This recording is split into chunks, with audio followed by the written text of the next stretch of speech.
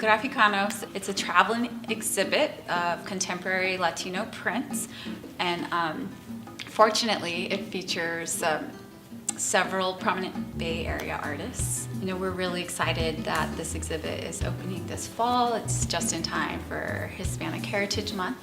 The Graphicanos exhibit is a series of prints that were collected through the Serie Project. The Serie Project is part of an initiative that was created by artist Sam Coronado in the early 90s. It was inspired by his visit to self-help graphics based out of LA, and basically inspired him to create a space to serve underrepresented artists and allow them to produce special edition print collections. The exhibit speaks to issues of systemic injustice, struggles, discrimination, and really looking at those issues from multiple generations, really, and how they have changed or not changed. Not only are they pointing to some of these problems, but they're really also allowing us to dream of other